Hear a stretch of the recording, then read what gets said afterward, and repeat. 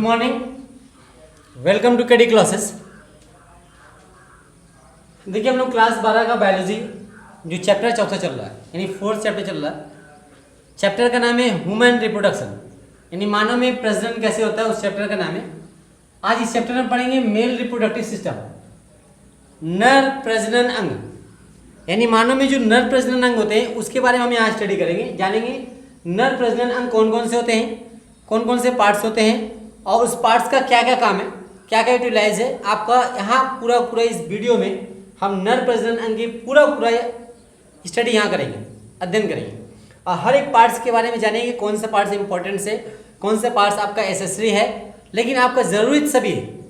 तो देखा जाए आपका मानव प्रजनन तंत्र को मुख्यतः हम 4 भागों में डिवाइड कर सकते हैं। कितने भागों में? 4 भागों में। एक होता है आपका टेस्टिस। क्या होता है?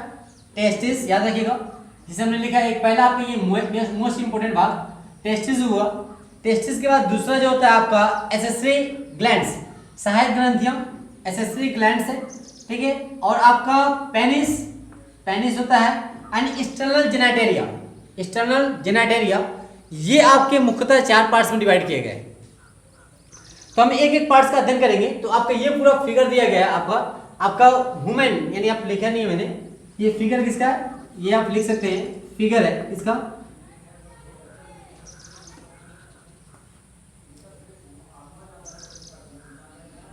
Male reproductive system.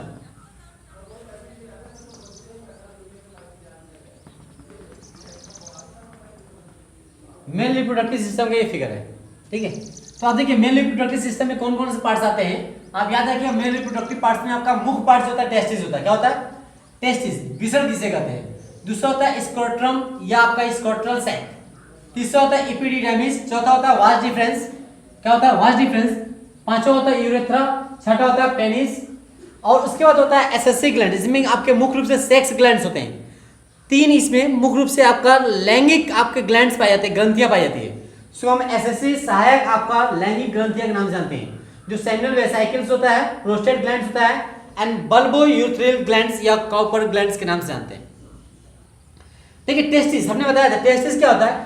टेस्टिस आपके मानव में मेल में आपका मुख्य प्रजनन अंग होता है, जिसे हम प्राइमरी सेक्स ऑर्गन के नाम से जानते हैं।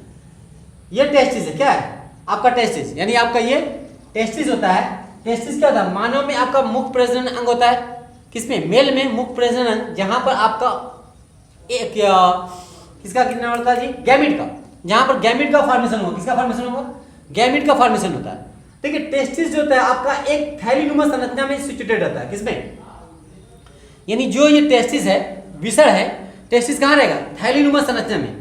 उसी थैलीनुमा संरचना को हम स्क्रोट्रम कहते हैं या विसर कोश कहते हैं। टेस्टिस जिस थैली में उपस्थित रहता है उसे क्या कहेंगे? आपका विसर कोश कहलाएगा या आपका स्क्रोट्रम कहलाएगा या स्क्रोटल सैक कहलाता है। ये टेस्टिस होता कहाँ है? ये टेस्टिस देखेंगे जो मेल होते हैं यानी जो आपका नर होते हैं, नर में देखेंगे आप क्या होता है? एब्डोमेन, यानी जो हमारा एब्डोमेन होता है, जो आपका उधर को पेट होता है जिसे कह सकते हैं, पेट के नीचे यानी आपके शरीर के बाहर दोनों टांगों के बीच में क्या होता है? आपका टेस्टिस लटका हुआ रहता है।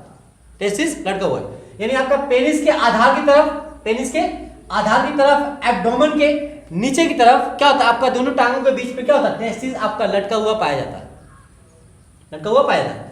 और टेस्टिस जो होता है हमने बताया, एक टेस्टिस एक कवर में, यानी टेस्टिस किसमें रहता है? एक कवर में पैक होता है। उस कवर को हम क्या कहते हैं? स्क्रोट्रम के नाम से जानते हैं। किसके कहते हैं? हिंदी में कहते हैं विसर कोश के नाम से जाना जाता है। किस नाम से? विसर कोश के नाम से जाना। यानी ये क्या आपका स्क्रोट्रम एक प्रकार की थैली है। अब देखा जाए ये जो थैली होता है जिसमें ये उपस्थित होता है, ये विसर कोश, ये विसर कोश आपका मुख्यतः आपका 3 लेयर का बना होता है। कितने लेयर का? 3 लेयर का बना होता है। यानी देखेंगे जो आपका टेस्टिस होता है, टेस्टिस की जो एक थैलीनुमा जो संरचना बन जाता है, वह थैलीनुमा संरचना 3 लेयर का बना होता है। यानी 3 आपके पेशीय स्तर होते हैं, 3 आपके स्तर के निर्माण होते हैं। जो बाहरी स्तर होगा आपका सबसे पतला होगा, यानी ये टेस्टिस का जो स्क्रोट्रम होता है यानी विसर जो कोश होगा, ये बाहरी जो लेयर होगा वो सबसे पतला लेयर होता है जो रोम युक्त होगा। कैसा होगा? रोम युक्त होगा। जस्ट इसके नीचे एक दूसरी लेयर होती है जो संयोजी आपका टिश्यू की बनी होती है। किसकी होती है? संयोजी पेशियों की बनी होती है। इसके नीचे आपका एक लेयर पाया जाता है जो संयोजी पेशियों की बना होता है, जिसे मध्य अस्तर के नाम से जानते हैं। और सबसे अंदर की तरफ, यानी सबसे अंदर की तरफ बात किया जाए, आपका आरेखी पेशी का बना आपका क्या होता है, लेयर होता है जो आपका आघातों से, यानी टेस्टिस के बाहरी आघातों से बचाने का काम करता है। तो ये एक पूरी थैलीनुमा संरचना में क्या होता है, आपका टेस्टिस उपस्थित होता है, टेस्टिस उपस्थित होता है। यानी एक टेस्टिस की बात करें, पूरे थैलीनुमा संरचना उपस्थित रहता है, ठीक है। बात आता है टेस्टिस। टेस्टिस क्या होता है, टेस्टिस देखिए, टेस्टिस क्या होता है, आपका स्कोट्रम में यानी विसर्ण कोष में पाया जाने वाला एक अंडानुमा संरचना, गुलाबी रंग की संरचना होती है। कैसा, यानी विसर्ण कोष के अंदर एक जोड़ी कितना होता है, एक जोड़ी अंडाकार नुमा संरचना, इसका जस्ट लाइक एक लाइक संरचना, गुलाबी कलर की संरचना होती है जिसे हम टेस्टिस कहते हैं। क्या कहते हैं, टेस्टिस। इसकी संख्या एक जोड़ी होती है, यानी कह सकते हैं टेस्टिस कितने पाए जाते हैं, 2 पाए जाते हैं, जो एक थैली में दिखाई देते हैं। दिखने में अगर बाहर से देखेंगे, वाई स्ट्रक्चर हम देखेंगे, एक्सटर्नल आपका बाहरी रूप से देखेंगे तो लगेगा क्या होता है, एक ही आपका होता है। क्या होता है, टेस्टिस एक होता है, जबकि टेस्टिस वो थैला एक है, लेकिन उस थैले के अंदर क्या होता है, आपके एक जोड़ी टेस्टिस पाए जाते हैं, जो आपका गुलाबी कलर का अंडाकार संरचना होती है। देखेंगे टेस्टिस जो होता है आपका, टेस्टिस की साइज हम देखेंगे, टेस्टिस की साइज जो होती है 4.5 आपका सेमी लंबी होगी। क्या होगा, लंबा होगा कितना, यानी एक टेस्टिस की बात की जाए 4.5 सेमी लंबा होता है, 2.5 सेमी आपका क्या होता है, मोटा होता है। क्या होगा, मोटा होता है, और 20 से 25 ग्राम आपका भार का होता है। कितना होता है, 20 से 25 ग्राम भार का होता है। क्लियर है, यानी एक टेस्टिस जो होता है आपका देखा जाए 4.5 यानी 4.5 सेमी आपका लंबा, 2.5 सेमी आपका मोटा, और 20 से लेकर 25 ग्राम आपका क्या होता है, भार वाला गुलाबी रंग का अंडाकार संरचना होती है, गुलाबी रंग अंडाकार संरचना होती है, जो आपका इस स्कोट्रम में पाई जाती है। स्कोट्रम में आपके 2 भागों में बटी होती है, अंदर एक पेशी संरचना से 2 भागों, झिल्लीनुमा संरचना से 2 भागों में बटी होती है। आपका एक तरफ दूसरा टेस्टिस होता है, एक तरफ दूसरा टेस्टिस उपस्थित होता है। टेस्टिस में क्या होता है, आपका मेल गैमेट का फॉर्मेशन होता है, यानी टेस्टिस के अंदर देखा जाए एक मेल गैमेट का फॉर्मेशन होता है। दिखने में आपको लग रहा है कि आपका सिंपल स्ट्रक्चर है, जबकि ये सिंपल स्ट्रक्चर नहीं होता है, काफी आपका कॉम्प्लिकेटेड स्ट्रक्चर है, यानी आपका काफी जटिल संरचना होती है। आपका ऐसा नहीं कि आपका जैसा संरचना दिखाई दे रहा है ऐसा होता है, ये एक टिपिकल संरचना होती है जिसमें कई आपकी पेशियां, कई आपकी वेन्स, नसें, कई आपकी संरचनाएं इसमें उपस्थित होती है, तब जाके आपका मेल गैमेट इसमें फॉर्मेशन होगा। मेल गैमेट, जिसे मेल गैमेट को हम स्पर्म का नाम देते हैं, अर्थात टेस्टिस में स्पर्म बनता है, स्पर्म बनता है। बात एक और आती है, ये आपका टेस्टिस जो होता है शरीर के बाहर आखिर क्यों है, बाकी हर एक पार्ट क्या होता है शरीर के अंदर है, तो ये आपका टेस्टिस जो होता है शरीर के बाहर क्यों लटका होता है, पाया जाता है। ये वेरी वेरी इंपॉर्टेंट क्वेश्चन पूछे जाते हैं, जो हर एग्जाम के दृष्टिकोण से बहुत जरूरी होता है।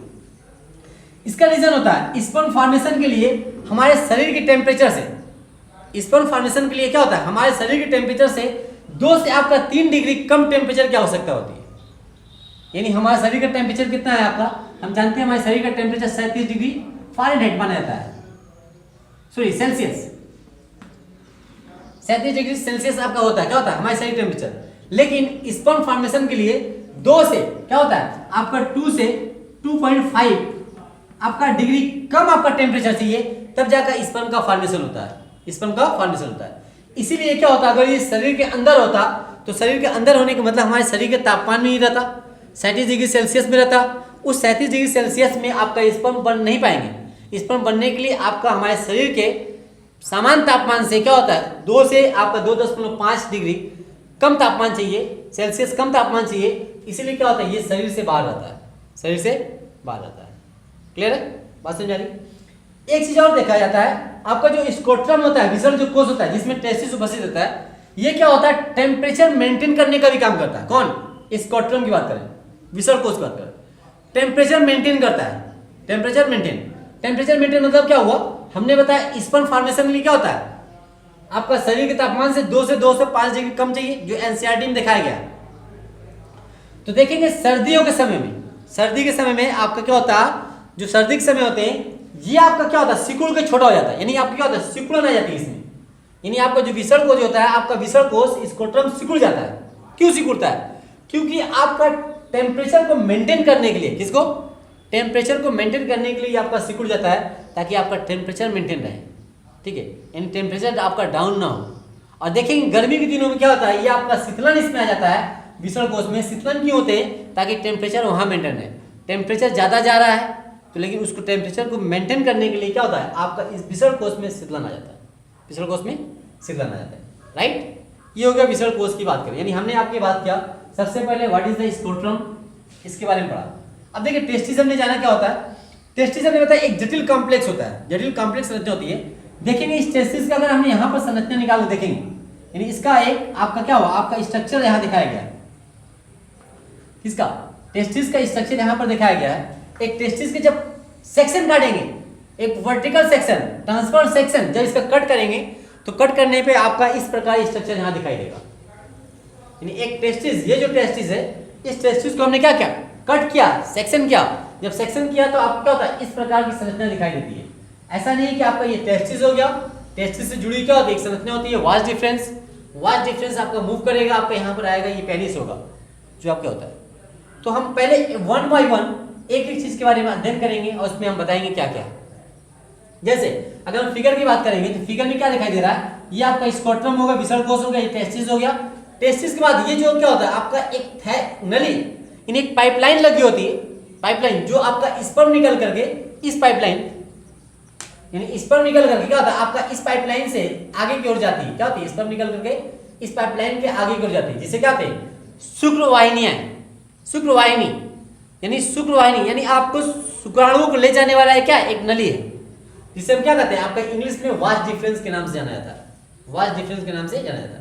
तो वास डिफरेंस आगे आएगा तो यहीं पर क्या होता है, आपका ढेर सारी, यानी कह सकते हैं एसएससी ग्लैंड से घिरी होती है, सहायक ग्रंथियों से घिरी होती है। ये सहायक ग्रंथियां होती है। सहायक ग्रंथियां आगे जाके यहाँ पर स्खलन डक्ट, यानी जहां पर स्खलित हो जाती है, आपका मुक्त हो जाती है, उसे क्या कहते हैं, आपका एस्क्युलेटरी डक्ट के नाम से जानते हैं। यहाँ बताएंगे अभी हम।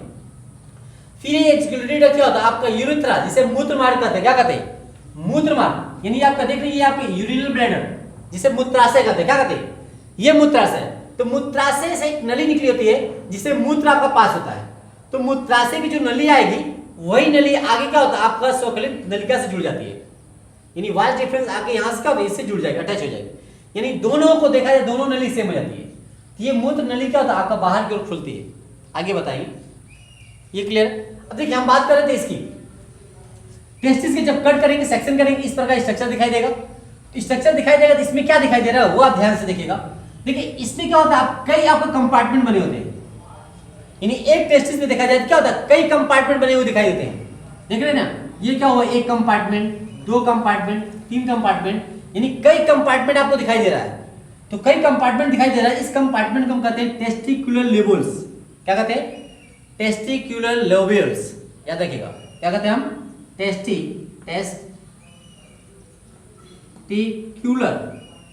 टेस्टिकुलर लोब्यूल्स कहलाता है। क्या कहलाएगा, टीएल के नाम से हमने लिखा है। दिस इज आपका टेस्टिकुलर लेवल्स, टेस्टिकुलर लेवल्स।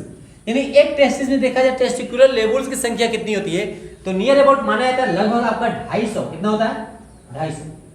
कितना, लगभग आपका एक टेस्टिस में टेस्टिकुलर लेवल्स यानी टीएल की संख्या, किसकी, टीएल की संख्या कितनी होगी, 250 होती है। सोचिए एक छोटी सी स्ट्रक्चर में 250 कंपार्टमेंट पाए जाते हैं। कितना, 250। कितना जटिल संरचना है, इसी से आप लगा सकते हैं, है ना जी। तो कॉम्प्लेक्स स्ट्रक्चर है। यानी एक टेस्टिस की बात किया जाए तो कई कंपार्टमेंट में बटा होता है। उस कंपार्टमेंट में क्या कहते हैं, टेस्टिकुलर लोब्यूल्स के नाम से जानते हैं। टेस्टिकुलर लोब्यूल्स की संख्या कितनी होती है, नियर अबाउट 250। कितना, 250। आपके किताब में एनसीईआरटी में जो दिया गया, बुक दिया गया, वहां दिया है 200 से 400। कितना दिया है, 200-400 आपका टेस्टिकुलर लोब्यूल्स की संख्या होती है। तो अब एक एवरेजन देखा जाए तो आपका 250 माना जाता है। 250 आपकी इसकी संख्या दिया गया है अलग अलग बुकों में। अब देखिए टेस्टिकुलर लेवल की बात किया जाए, टेस्टिकुलर लेवल में देखेंगे एक और संरचना पाई जाती है जिसे हम क्या कहते हैं, सेमिनिफेरस टेबल्स कहते हैं। क्या कहते हैं, सेमिनिफेरस टेबल्स। एसटी हमने लिखा, क्या लिखा है, एसटी। एसटी को कहते हैं सेमिनिफेरस। क्या कहेंगे, सेमिनिफेरस टेबल्स पाई जाएगा, यानी सेमिनिफेरस नलिकाएं पाई जाएगी। ये आपका टेस्टिकुलर आपका लोब्यूल्स हुआ, इसमें सेमिनिफेरस ट्यूब्यूल्स पाई जाती है, यानी सेमिनिफेरस नलिका पाई जाती है। जैसे ये क्या है, सेमिनिफेरस नलिका है, दिस इज ए सेमिनिफेरस नलिका, सेमिनिफेरस नलिका। तो एक लोब्यूल्स में लगभग 1 से 3, कितना, 1 से 3 आपका सेमिनिफेरस ट्यूब्यूल्स पाया जाता है।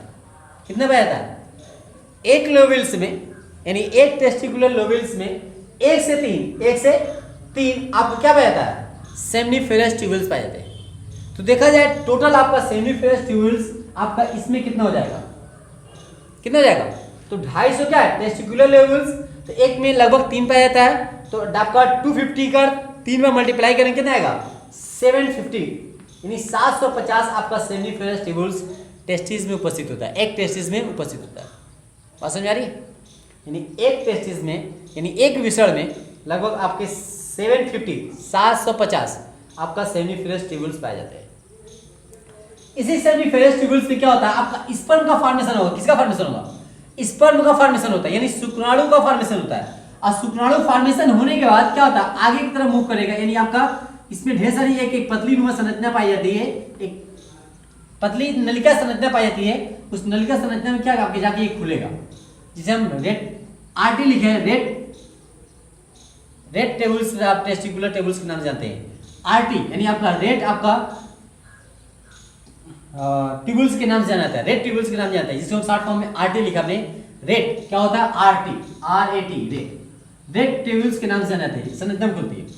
ये रेड ट्यूबुल्स स्पर्म यहाँ आने के बाद क्या होता है, आपका एक छोटी सी आपका संरचना पाई जाती है, जिसे हम वास डिफरेंस कहते हैं, सॉरी वास इफरेंस कहलाता है। क्या कहलाएगा, वास डिफरेंस। यहाँ देखिए आपका हमने संरचना में वास डिफरेंस दिखाया, वास इफरेंस नहीं दिखाया, नहीं दिखाया ना जी। एक वास इफरेंस भी खुलता है, वास इफरेंस आगे जाके इपिडिडाइमिस लिखा नहीं जी मैंने,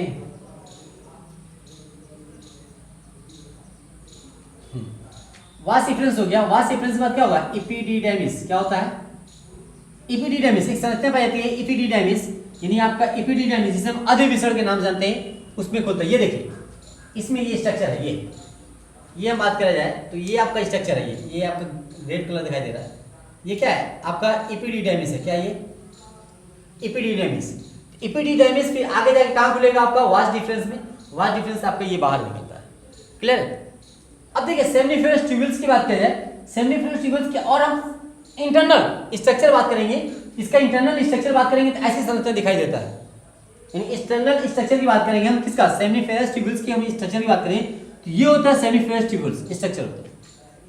अब देखिए सेमनीफेरस ट्यूबुल्स की स्ट्रक्चर जब बात करेंगे तो देख रहे हैं आपका ये एक जस्ट लाइक आपका सेल में बटा होता है, यानी इस तरह सेल पाया जाता है। इसमें 2 तरह के सेल होते हैं, कितने तरह का, 2 तरह सेल होते हैं। एक होता है MGC, एक SC, मेल जर्म सेल। क्या होता है, मेल जर्म सेल, यानी इसमें जो छोटे छोटे सेल दिखाई दे गए हैं ये क्या है, मेल जर्म सेल। यही मेल जर्म सेल क्या करेगा, आपका स्पर्म का फॉर्मेशन करेगा। किसका फॉर्मेशन करेगा, स्पर्म का। किसका, स्पर्म का फॉर्मेशन करता है। कौन, मेल जर्म सेल स्पर्म का फॉर्मेशन करता है, दिखा है मेल जर्म सेल, यही स्पर्म का फॉर्मेशन होगा। इसमें जो एक बड़ी कोशिका दिखाई दे रही है, बड़ी कोशिका दिखाई दे रही है, इसके हम कहते हैं सर्टोरियल सेल। क्या कहते हैं, क्या कहते हैं, सर्टोली सेल। क्या कहलाएगा, सॉरी सर्टोली सेल कहलाएगा, S लिखा है, सर्टोली सेल कहलाता है, यानी ये बड़ी बड़ी कोशिका सर्टोली सेल कहलाती है। इस सर्टोली सेल का काम क्या होता है, आपका इस मेल जर्म सेल का पोषण करता है। क्या करता है, पोषण करता है। याद रखिएगा इस सर्टोली सेल क्या करेगा, मेल जर्म सेल का पोषण करेगा, उसको भोजन प्रोवाइड करेगा। जब भोजन प्रोवाइड करेगा तभी तो आपका काम करेगा, तो ये आपका पोषण करने का काम करता है ताकि ये स्पर्म बनाएंगे। अब देखिए जस्ट लाइक स्ट्रक्चर हम बात करें, दोनों स्ट्रक्चर एक है। ये भी आपका क्या सेमनीफेरस ट्यूबुल्स है, ये भी सेमनीफेरस ट्यूबुल्स। तो 2 सेमनीफेरस ट्यूबुल्स के बीच में आपका एक सेल पाया जाता है, संरचना पाया जाता है। उस सेल को क्या कहते हैं, लीडिंग सेल के जानते हैं। किस नाम से, लीडिंग सेल। किस नाम से जानते हैं, लीडिंग सेल के नाम से जाना जाता है, या आप इसे हम कहते हैं इंटरस्टेटियल सेल के नाम से जाना जाता है। IC लिखा है, क्या लिखा है, IC कहते हैं, या लीडिंग सेल कहते हैं, या इंटरस्टेटियल सेल के नाम से जाना जाता है, या लीडिंग सेल के नाम से जानते हैं। तो ये लीडिंग सेल जो होता है, इसी लीडिंग सेल से क्या होता है, टेस्टोस्टेरोन हार्मोन का सिक्रेशन होता है। किसका, याद रखिएगा ये इंपॉर्टेंट क्वेश्चन है आपका, कहां से टेस्टोस्टेरोन का सिक्रेशन होगा। तो इस आपका IC सेल से, या लीडिंग सेल जिसे कहते हैं, लीडिंग सेल से क्या होता है, टेस्टोस्टेरोन हार्मोन का सिक्रेशन होगा। ये सेक्स हार्मोन है, मेल का सेक्स हार्मोन है, सिक्रेशन होता है जो आपका स्पर्म फॉर्मेशन का आपका क्या होता है, आपका निर्माण करता है, यौन अवस्था प्रारंभ होने में मदद करता है, और कह सकते हैं आपका सेक्स इंक्रीजिंग क्रिया को बढ़ाने का काम करता है। ये खास करके होता है, राइट। तो आपका टेस्टोस्टेरोन कहाँ से सिक्रेशन होगा? लीडिंग सेल से आपका सिक्रेशन होता है। ओके, इस प्रकार स्पर्म फॉर्मेशन होगा। जब स्पर्म फॉर्मेशन हो जाएगा तो कहाँ आएगा? स्पर्म फॉर्मेशन होने के बाद यानी इस आपके संरचना होते हुए वास्ट डिफरेंस एक छोटी संरचना होती है, एपिडिडाइमिस में आता है। कहाँ आता है? यानी पूरी की पूरी ये बनने के बाद कहाँ आएगा? आपका इस संरचना एक लाख संरचना होगा जिसे हम क्या कहते हैं? एपिडिडाइमिस, अधिविसरण कहते हैं। तो आपका स्पर्म बनने के बाद अधिविसरण में आ जाता है। अधिविसरण में आने के बाद ही क्या होता है? आपका उस यहाँ पर ही क्या होता है? पूरा पूरा ये मैच्योर होता है। तो अधिविसरण क्या होता है? अधिविसरण आपका कह सकते हैं हम टेस्टिस के ऊपर, टेस्टिस के ऊपर की तरफ एक जस्ट लाइक कामा स्ट्रक्चर कैसा होता है? कॉमा कैसा? जस्ट लाइक ये कॉमा होता है ना जी, कॉमा लाइक स्ट्रक्चर। ठीक है, आपका 6 सेंटीमीटर सॉरी 6 मीटर, इसकी लेंथ कितनी होती है? 6 मीटर लंबी एक कुंडलित संरचना होती है। यानी आपका टेस्टिस के ऊपर एक कुंडलित यानी फोल्डेड स्ट्रक्चर, कुंडलित संरचना क्या होता है? लगभग 6 मीटर एक कुंडलित संरचना, कामा लाइक स्ट्रक्चर संरचना पाई जाती है जिसे हम एपिडिडाइमिस के नाम से जानते हैं। लिखा हुआ कहीं पर नहीं लिखा है सर, लिखा नहीं, ये मैं लिख दे रहा हूं। इसको कहाँ लिखे हम? ये आपका आ रहा है एपिडिडाइमिस। क्या होता है? एपिडिडाइमिस। ये एपिडिडाइमिस संरचना होती है। तो एपिडिडाइमिस कितना होता है? 6 मीटर लंबा होता है। सोचिए 1 मीटर ये होगा तो कितना होता है? 6 मीटर लंबा होता है। लेकिन ये इतना फोल्डेड हो जाता है, इतना कुंडलित हो जाता है कि कुंडलित होकर सिर्फ आपका 4 सेमी कितना होता है? 4 सेंटीमीटर का बन जाता है। कितना बन जाता है? 6 मीटर का होता है। लंबाई कितनी होगी? 6 मीटर, वास्तविक लंबाई 6 मीटर का होगा और 6 मीटर कुंडलित होकर के 4 सेमी का हो जाता है। कितने का? 4 सेमी का हो जाता है। ठीक है, इसमें स्पर्म आने के बाद यहाँ क्या होता है? स्पर्म आने के बाद रेस्टिंग पीरियड होता है। यहाँ स्पर्म तब तक रहता है जब तक ये मैच्योर ना हो जाए। क्या हो जाए? परिपक्व ना हो जाए। यानी आपका एपिडिडाइमिस में आने के बाद क्या होता है? आपका स्पर्म मैच्योरेशन होता है, परिपक्व होता है, मैच्योर होता है। अब मैच्योर होने के साथ साथ ये जो होता है आगे की तरफ, ऊपर की तरफ कह सकते हैं, ऊपर की तरफ वास्ट डिफरेंस में छोड़ दिया जाता है। किसमें? Vast difference. एक नलिका होती है जिसे शुक्र नलिका कहते हैं, यानी शुक्राणुओं को ले जाने वाली एक नलिका है जिसे शुक्र नलिका कहते हैं, इसमें छोड़ दिया जाता है। इसमें क्या होता है? एपिडिडाइमिस में कर्मकुंचन गत पाई जाती है, कर्मकुंचन गत होती है। उस कर्मकुंचन गत के कारण क्या होता है? आपका शुक्राणु जो होता है, स्पर्म जो होता है, इस नली में ऊपर की ओर चढ़ती है। कहां चढ़ेगी? ऊपर की ओर चढ़ेगी, ऊपर की ओर चढ़ेगी। राइट, बात समझ में आ रही है? Any doubts? समझा? अब देखिए ये नलीनुमा संरचना है। देखिए एक पाइपलाइन संरचना होती है। कहां से? एपिडिडाइमिस से। यानी एपिडिडाइमिस से एक पाइपलाइन संरचना होती है जो आपका मूत्राशय के ऊपर तरफ कहां होती है? यानी हमारे बॉडी में जो मूत्राशय होता है, यूरिनरी ब्लैडर होता है, इसके ऊपर की तरफ एक नली आपकी आएगी जो लगभग 45 सेमी की होगी। कितना? 45 सेंटीमीटर लंबी होती है, संरचना होती है, जिसमें तरंग गत पाई जाती है। तरंग गति के कारण आपका स्पर्म ऊपर आपके इधर क्या होता है? आपका आता रहता है, स्पर्म आता रहता है। ठीक है, स्पर्म ऊपर चढ़ता रहेगा। अब देखिए स्पर्म जो होगा ऊपर की तरफ आने के बाद, स्पर्म यहाँ पर आने के बाद क्या होता है? आगे चल करके यहाँ पर एक सेमिनल वेसिकल्स, सेमिनल वेसिकल्स यानी आपका शुक्राशय जिसे कहते हैं, हिंदी में क्या कहते हैं? शुक्राशय। इंग्लिश में सेमिनल वेसिकल्स के नाम से जाना जाता है। ठीक है, सेमिनाइनल भी कहते हैं इसे, कुछ लोग इसे सेमिनल कहेंगे, कुछ लोग सेमिनाइनल भी कहलाते हैं। तो सेमिनल वेसिकल्स यानी आपका शुक्राशय एक ग्रंथि होती है, उससे आगे जुड़ जाता है। शुक्राशय ग्रंथि होती है, उससे आगे जुड़ जाता है। यानी शुक्राशय से क्या होगा? ध्यान दीजिएगा, शुक्राशय से आपका क्या होता है? एक लसलसादार पीला रंग का क्षारीय पदार्थ का सिक्रेशन होगा। लसलसादार, चिपचिपादार कह सकते हैं हम, चिपचिपादार पीले रंग का क्षारीय पदार्थ का सिक्रेशन होता है, जहां पर क्या होता है? आपका स्पर्म आके मिल जाती है। स्पर्म आके मिलने के बाद उस आपके स्पर्म को इस लसलसे चिपचिपेदार पदार्थ जब मिल जाते हैं तो उसे हम सीमेन के नाम से जानते हैं। किस नाम से? सीमेन के नाम से जाना जाता है। याद रखिएगा, किस नाम से? सीमेन। सीमेन जिसे हिंदी में कहते हैं वीर। क्या कहते हैं? वीर के नाम से जाने जाते हैं। ठीक है, वीर कब होगा? वीर यानी यहाँ स्पर्म होगा, यानी जब आपका शुक्राशय से आपका स्रावित होने वाली पदार्थ उससे जुड़ जाती है तो उस आपके यानी शुक्राणु और शुक्राशय स्रावित होने वाले पदार्थ को सम्मिलित रूप से मिलाकर हम क्या कहते हैं? सीमेन कहते हैं। वीर के नाम से जानते हैं, वीर के नाम से जानते हैं। अब देखिए शुक्राशय में होता क्या है? ध्यान दीजिएगा, शुक्राशय नियर अबाउट आपका एक जोड़ी होती है। कितनी होती है? शुक्राशय यानी ग्लैंड्स की बात करेंगे तो ग्लैंड्स कितना होगा? ये शुक्राशय आपका सेमिनल वेसिकल जो होता है एक जोड़ी पाई जाती है। कितनी पाई जाती है? एक जोड़ी पाई जाती है, जिससे हल्का पीले रंग का क्षारीय पदार्थ का, चिपचिपा क्षारीय पदार्थ का सिक्रेशन होता है, जो आपका वीर का, सीमेन का लगभग 60 से 70% भाग बनाएगा। ये देखा जाएगा 30% सिर्फ आपका क्या होगा, स्पर्म होता है, बाकी 60 से 70% क्या होता है आपका शुक्राशय के पदार्थ होते हैं, शुक्राशय के आपके ग्रंथियों के पदार्थ होते हैं, राइट। तो जब दोनों मिल जाते हैं तब क्या कहलाता है, आपका सीमेन कहलाएगा। उससे पहले यहाँ सीमेन नहीं कहलाएगा, उससे पहले स्पर्म कहलाएगा। यहाँ आने के बाद तब जाके सीमेन कहलाता है, वीर कहलाएगा। ओके, अब देखिए इसमें शुक्राशय क्या होता है, आपका इस शुक्राशय से आपका चिपचिपा पदार्थ तो स्राव करेगा, लेकिन उसमें कैल्शियम होती है, फ्रैक्टोज होती है, ढेर सारे एंजाइम होती हैं, बहुत आपके पदार्थ पाए जाते हैं, जो उसको पोषण करने का काम करता है, एक्टिव करने का काम करता है, सक्रिय बनाने का काम करता है, ठीक है, यानी उसको हेल्थी जिंदा रखने का काम करता है। ये कह सकते हैं आपका इसका पूरा पूरा वर्क करता है। और एक चीज और बात होती है, इस शुक्राशय से फ्रैक्टोज का सिक्रेशन होगा, यानी सीमेन में फ्रैक्टोज मिलेगा। और पूरे बॉडी के एक बहुत जरूरी एक इंपॉर्टेंट है, पूरे बॉडी में फ्रैक्टोज का निर्माण जो होता है सिर्फ कहाँ करेगा, शुक्राशय करता है, यानी सेमाइनल वेसिकल करता है। बाकी पूरे शरीर में फ्रैक्टोज का निर्माण कहीं नहीं होता, फ्रैक्टोज का निर्माण कहीं नहीं होता। इसलिए एक चीज होती है, जब रेपिस्ट पकड़ा जाता है, यानी कोई रेप की घटना होती है, तो रेप की घटना में क्या होता है, आपका महिला का जब जांच होती है तो महिला की जांच में उसमें यही चेक किया जाता है उसके वेजाइना के अंदर, यानी आपका फ्रैक्टोज पाया जा रहा है कि नहीं पाया जा रहा। कि फ्रैक्टोज कब आएगा, जब आपका सीमेन उसके बॉडी में प्रवेश करेगा, तो सीमेन फ्रैक्टोज कब आएगा, जब आपके महिला के बॉडी में सीमेन प्रवेश करता है, वीर प्रवेश करता है, तो वहां पर फ्रैक्टोज जरूर रहेगा। अब फ्रैक्टोज का फॉर्मेशन कहाँ हो रहा है, सेमाइनल वेसिकल द्वारा, शुक्राशय द्वारा। अब बाकी बॉडी में कहीं फॉर्मेशन इसका नहीं होता है। तो आपका रेपिस्ट ये पकड़ाने का, इसके साथ किसी का साथ रेप हुआ कि नहीं हुआ, ये इसे क्लैरिटी किया जाता है कि किसी महिला का रेप हुआ या नहीं हुआ। ये बहुत ही इंपॉर्टेंट चीज होती है, जानकारी यहाँ से मिलती है। यही टेस्ट होता है आपको, उसके साथ आपके रेप हुए कि नहीं हुए, राइट। अब देखिए ये जैसे आगे क्या होती है, एक 2 सेंटीमीटर नलिका में खुलती है, यानी आपके यहीं पर देखा जाए तो आप क्या होता है, वाइस डिफरेंस खत्म, वाइस डिफरेंस खत्म, यानी जहां पर शुक्राशय आके मिल गई, फिर उसके बाद क्या होता है, आगे जाके ये जब मूत्राशय से मिलता है, तो मूत्राशय की इन दोनों के बीच में जो आपका नली होगी, उस नली की साइज क्या होती है, 2 सेंटीमीटर, कितना, 2 सेंटीमीटर।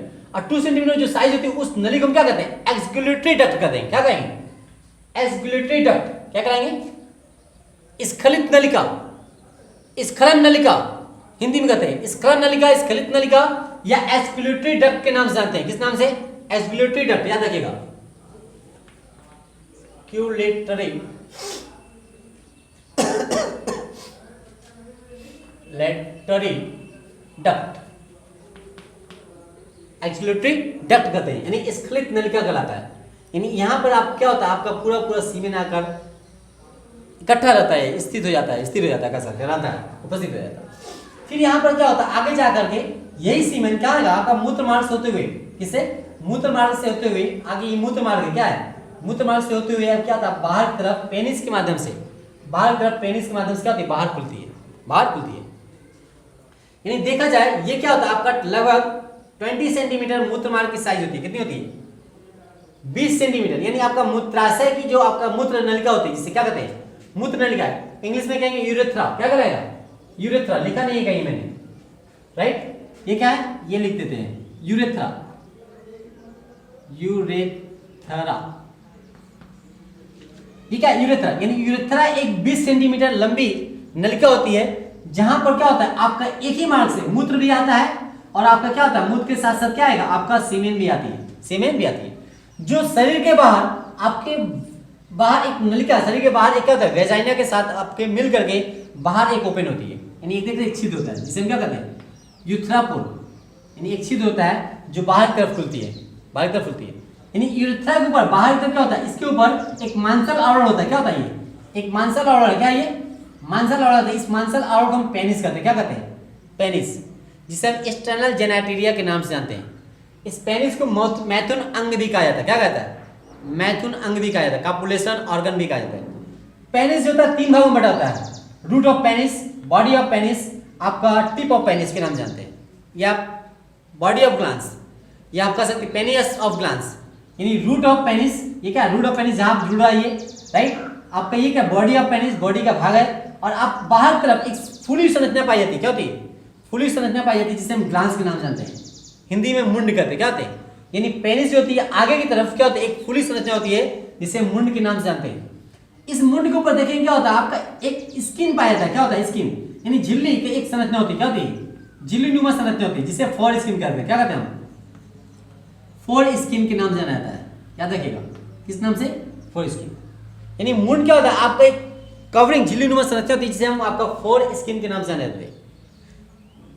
कुछ आपके कास्ट में, कुछ जातियों में क्या होता है, इस फोर स्किन को कट कर दिया जाता है, यानी उसमें कट करके निकाल दिया जाता है। जैसे मुस्लिम में, यहूदियों में क्या होता है, खतना होता है। और खतना में क्या होता है, इसी जो फोर स्किन होती है, इस फोर स्किन काट के बाहर फेंक दिया जाता है, बाहर निकाल दिया जाता है, बाहर निकाल दिया।